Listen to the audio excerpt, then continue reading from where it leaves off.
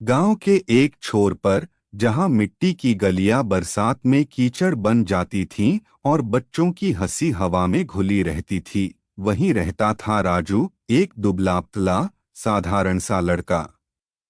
राजू की उम्र केवल 13 साल थी, लेकिन उसके कंधों पर जीवन की जिम्मेदारियां किसी बड़े आदमी से कम नहीं थीं। उसका पिता, हरिचरण, गांव का मशहूर शराबी था।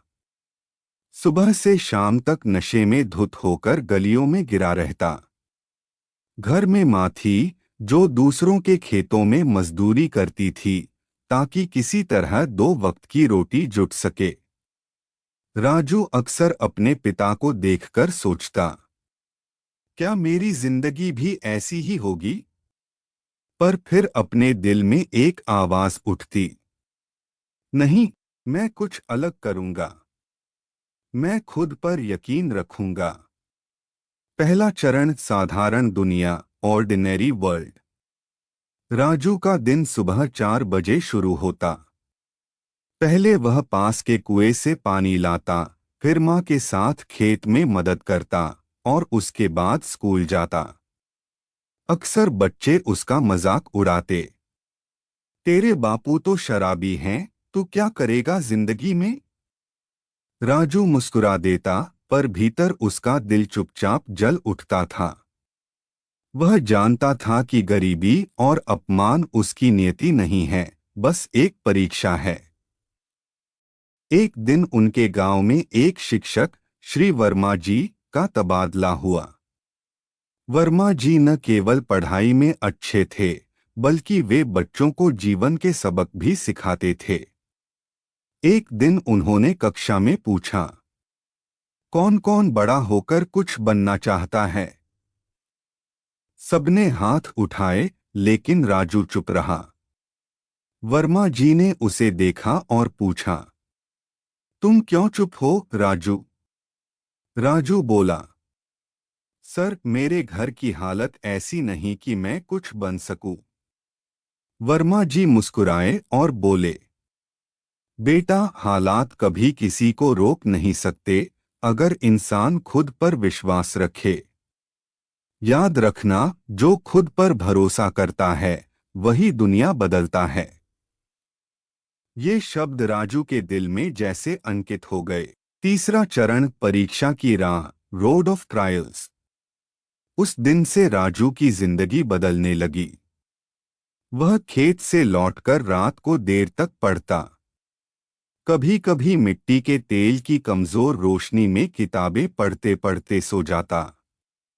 माँ देखती और बस एक आह भरती, बेटा, खुद पर इतना जोर मत डाल। पर राजू हंसकर कहता, अम्मा, एक दिन मैं कुछ बड़ा कर दिखाऊंगा। लेकिन जिंदगी ने उसे जल्दी ही परखा। एक रात उसके पिता नशे में घर आए और राजू की किताबें जला दीं। गुस्से में बोले, पढ़ाई से पेट नहीं भरता, खेत में काम कर, वरना भूखा मरेगा। राजू की आंखों में आंसू आ गए। जब वर्मा जी को यह बात पता चली, तो उन्होंने राजू को स्कूल की पुरानी किताबें दीं और कहा, राजू, ये किताबें भले पुरानी हों, पर इनमें तुम्हारे भविष्य की कुंजी छिपी है।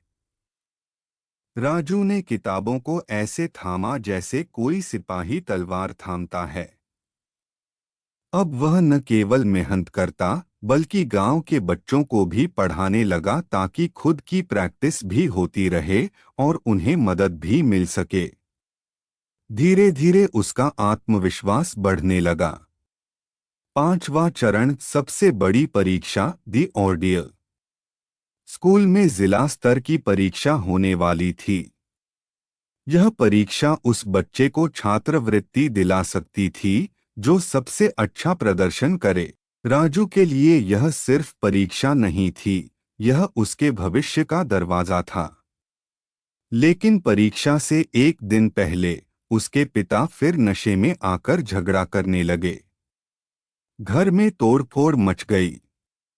राजू ने माँ को संभाला, फिर खुद बैठा और शांत मन से किताब खोली। उसने आसमान की तरफ देखा और कहा, भगवान, अगर मैं सच में मेहनत के काबिल हूं तो मुझे बस इतना बल देना कि मैं हार न मानूं। अगले दिन वह बिना नाश्ता किए परीक्षा देने पहुंचा। सवाल मुश्किल थे, लेकिन राजू ने हार नहीं मानी। हर उत्तर के साथ उसने अपने दिल में कहा, मैं कर सकता। एक महीने बाद नतीजे आए। पूरे गांव में चर्चा थी, कौन जीता।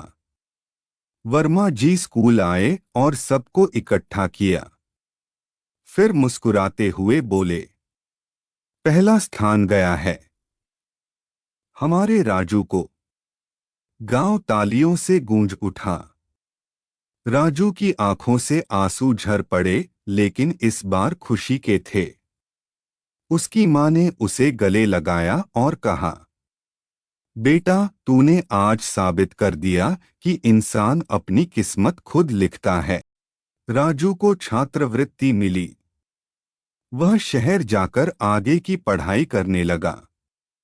सालों बाद वही राजू गांव लौटा, राजू सर बनकर। अब वह गांव के बच्चों को पढ़ाता था, जो कभी उसके जैसे ही सपने देखने से डरते थे। वह हमेशा अपने छात्रों से कहता, कभी हालात को अपनी पहचान मत बनने दो। अगर तुम खुद पर भरोसा रखो तो पूरी दुनिया तुम्हारे आगे झुकेगी। गांव वाले अब उसे गर्व से राजू मास्टर कहते थे, और वही पिता जो कभी उसकी किताबें जलाते थे, आज उसकी तस्वीर के सामने सिर झुकाकर कहते, मेरा बेटा, जिसने कभी हार नहीं मानी। नैतिक शिक्षा, मोरल, खुद पर भरोसा रखो। परिस्थितियां चाहे कैसी भी हों, अगर तुम डटे रहो तो सफलता जरूर मिलेगी।